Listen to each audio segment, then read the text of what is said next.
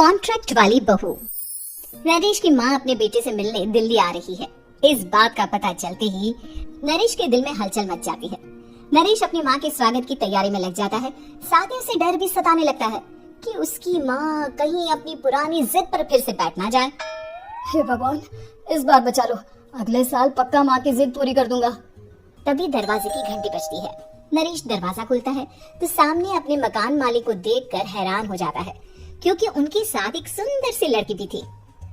नमस्ते अंकल, कुछ काम था, मुझे बुला लेते। आपने क्यों कष्ट किया? अरे नहीं, इसमें कष्ट कैसा, मैं तो बस तुम्हें रीना से मिलवाने आया था। आज से रीना तुम्हारे साथ इसी फ्लैट में रहेगी। अंकल, कोई लड़का फ्लैटमेट नहीं है? एक अनजान लड़की के साथ रहना मेरे लिए थोड़ा अजीब होगा। देखो नरेश, मैं तुम्हें पहले भी बता चुका हूँ कि इस फ्लैट में तुम्हें किसी न किसी के साथ एडजस्ट करना ही होगा, या फिर तुम अकेले पूरे फ्लैट का किराया दे दो, मैं किसी को नहीं रखूंगा। नरेश अपने मकान मालिक की बात सुन के रीना के साथ रहने के लिए तैयार हो जाता है, पर अंदर ही अंदर उसे ये बात खाने लगती है कि वो अपनी माँ को क्या जवाब देगा जब उसकी माँ रीना के बारे में उसे पूछेगी। दिन बीतने लगते हैं। नरेश और रीना अच्छे दोस्त भी बन जाते हैं, पर अभी भी नरेश अपनी प्रॉब्लम का सलूशन नहीं ढूंढ पाता। एक दिन नरेश बहुत परेशान सा बैठा होता है। तभी रीना उसे पूछती है, क्या हुआ नरेश, तुम काफी परेशान लग रहे हो, सब ठीक तो है ना? हाँ, सब ठीक है, बस एक छोटी सी प्रॉब्लम है। वो एक्चुअली 2 दिन बाद मेरी माँ मुझसे मिलने आ रही है। अरे, तो इसमें प्रॉब्लम क्या है? ये तो खुशी की बात है। हाँ रीना, बट मेरी माँ एक जिद लेकर बैठ गई है कि मैं शादी कर लूं, पर मैं अभी इस चीज के लिए तैयार नहीं हूँ। ऊपर से जब वो तुम्हें देखेगी तो 100 सवाल करेगी, क्या जवाब दूंगा? अरे, इसमें कोई टेंशन वाली बात नहीं है। मेरे पास ना इस प्रॉब्लम का सलूशन है, जिससे ना तुम्हें शादी करनी पड़ेगी और ना ही तुम्हारी माँ मेरे बारे में कुछ पूछेंगी। रीना की बात सुनकर नरेश सोच में डूब जाता है। वो सोचता है कि रीना खुले ख्यालों वाली लड़की है, कहीं माँ को सच बता ना दे। नरेश को सोच में डूबा देखकर रीना कहती है, अरे क्या हुआ, किस सोच में पड़ गए? डोंट वरी, जैसा तुम सोच रहे हो ना वैसे कुछ भी नहीं है। मेरे पास एक प्लान है। मैं कुछ समझ नहीं पा रहा हूँ, कैसा प्लान? मैं समझाती हूँ। हम ना एक कॉन्ट्रैक्ट मैरिज कर लेते हैं। फिलहाल मेरे पास जॉब नहीं है, तो तुम इस रूम का किराया दे देना जब तक तुम्हारी माँ यहाँ रहेंगी, सिर्फ तब तक। और तुम अपनी माँ से कह देना कि मैं तुम्हारी पत्नी हूँ, इससे वो मेरे यहाँ रहने पर कोई सवाल भी नहीं करेंगी। अरे बात तुम्हारी ठीक है, पर माँ से झूठ बोलना, ना बाबा, मैं ये रिस्क नहीं ले सकता। कोई और आइडिया दो ना तुम। देखो, मंजूर हो तो बोलो, वरना सच बता दो, मुझे कोई प्रॉब्लम नहीं है। रीना की बात सुनकर नरेश सोच में डूब जाता है। बहुत सोचने के बाद जब उसे कोई रास्ता नहीं मिलता तो वो रीना के बताए हुए रास्ते पर चलने के लिए तैयार हो जाता है।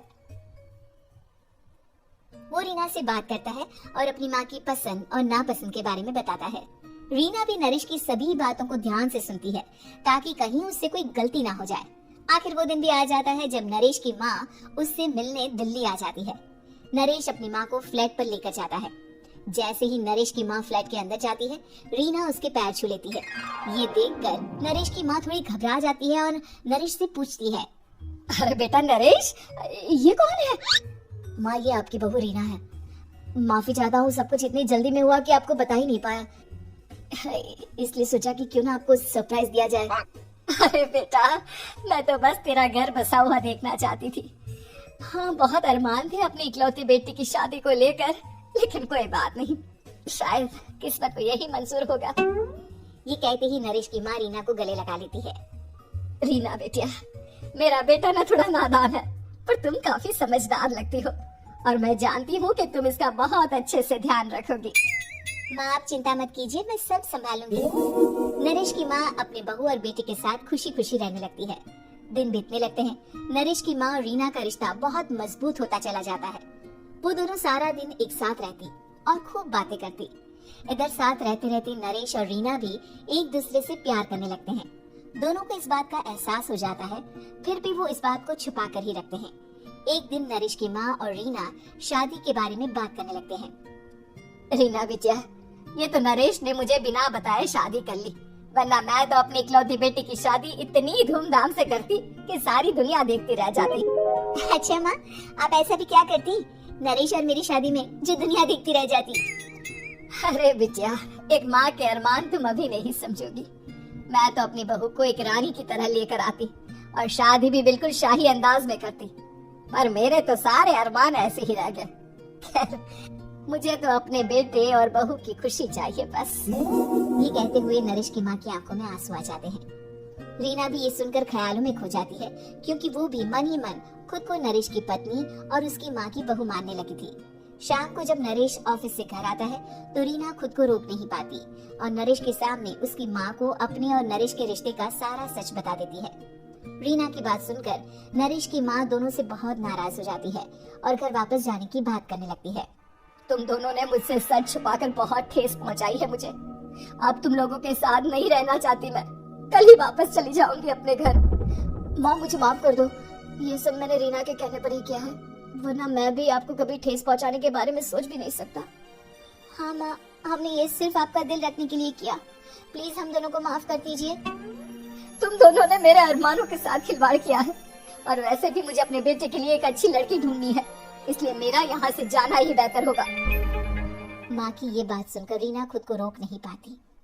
माँ, क्या मैं आपके घर की बहू बनने लायक नहीं हूँ? रीना की बात सुनकर नरेश हैरान रह जाता है। नरेश की माँ भी कुछ समझ नहीं पाती।